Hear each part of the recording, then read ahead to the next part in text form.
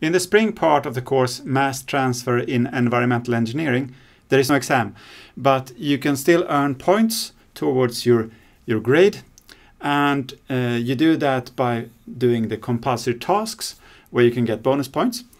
And how many points you need for a certain grade, that's viewed on the course web. So look carefully there for more information about that.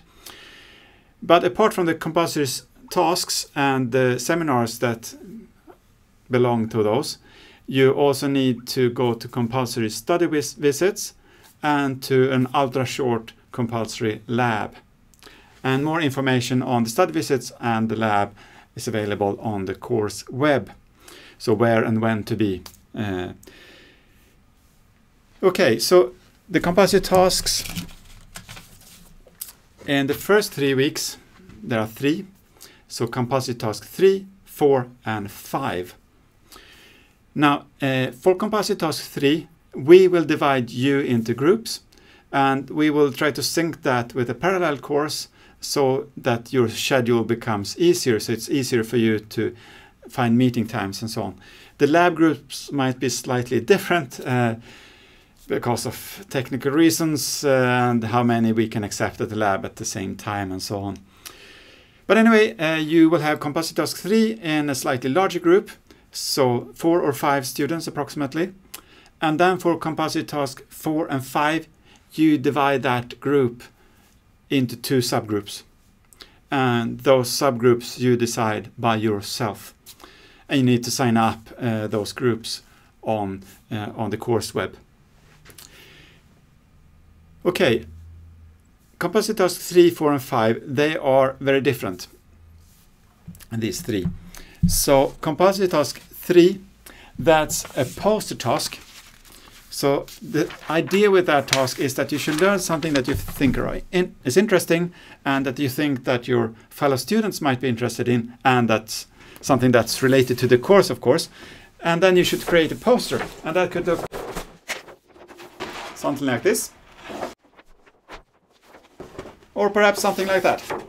You will be able to see the former students, the last year students' posters, and we will show your posters to next year students. So that the idea is that you can see for yourself what you think worked in last year's versions of the posters, what you think didn't work. We will also give you our comments, the teacher comments on the different posters. Compulsory task 4 is a task which you solve in Comsol multiphysics, and that's why you should, before Christmas, already have installed Comsol multiphysics on your computer and solved one task so that you're accustomed to using Comsol multiphysics, because CT4 is a rather quick task. You should do it rather quickly. There is no big report on compulsory task 4. There is a template where you fill in your assumptions, your different numbers as results, some different graphs, and you write some different arguments. But be careful to follow the instructions, and be careful that there is a trick question hidden in the compulsory task 4. So beware of that. Compulsory task 4 is actually divided into first one small task and then a slightly bigger one. And the first one is available as a podcast. So you just follow what's done in the podcast, and then when you're done with that, you show that to the teaching assistant that ticks you off a list, and then you can continue with the main part of compulsory task 4. Compulsory task 5, that's the biggest of these 3. So CT3 and 4, they are pretty small, and CT5 is a big one. And in CT5, you should study a process diagram of a certain industry. It's actually a tiny part of an industry, and you should do calculations on heat exchangers, how large heat exchangers you need, and the kind of energy savings you do with these different heat exchangers and different clever solutions. It's a bit tricky. For most of you, I think this will be the first time you try to interpret a process diagram.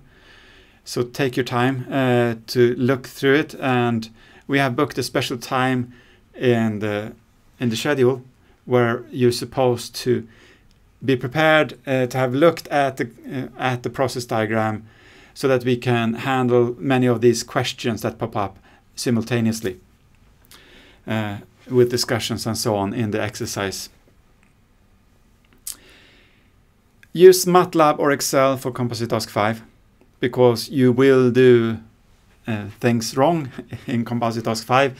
And if you have drawn all your calculations by hand, yeah, then it's difficult. But if you've done it in Excel or in MATLAB, you just need to change a number somewhere and then everything is recalculated. So that's much, much better. And there is a seminar for CT5, and you should be prepared to give a short presentation at that seminar. Okay, but CT5 we will give you a bit later. So we start with Composite Task 3 and 4. Composite Task 3 continues all 3 weeks. Composite Task 4 is a quick one, as I said, and Composite Task 5 we start with next week. In Composite Task 3, which is a poster presentation, you are given different subjects, and there are some suggestions of what kind of questions you could ask and try to answer. But you're not limited to those. It's just to get your mind going.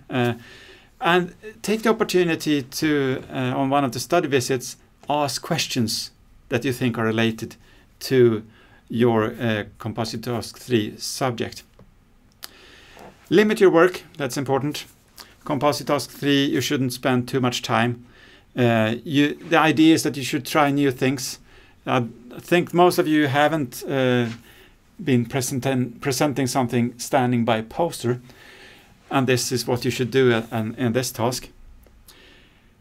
So you should learn how to use what font seems to work, how big do things need to be, how do you create something that is clear, and things like that.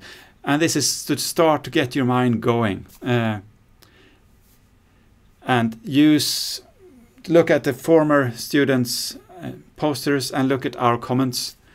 And there are no definite right and wrongs here. Many things are a matter of taste, and depending on the context, one poster might work perfectly in one context and work really poorly in another context. So we try to give you that kind of feedback. Details on Composite Task 4. There are 2 time-dependent problems in that task. And the first one is a pipe with steam in it, and there is a podcast explaining step by step how you solve that. And once you're done with that, show your result to the teaching assistant and they will tick you off a list.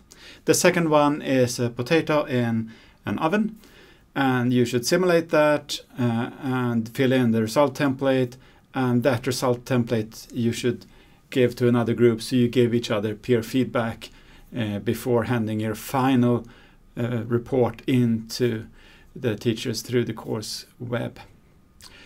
So that's essentially it.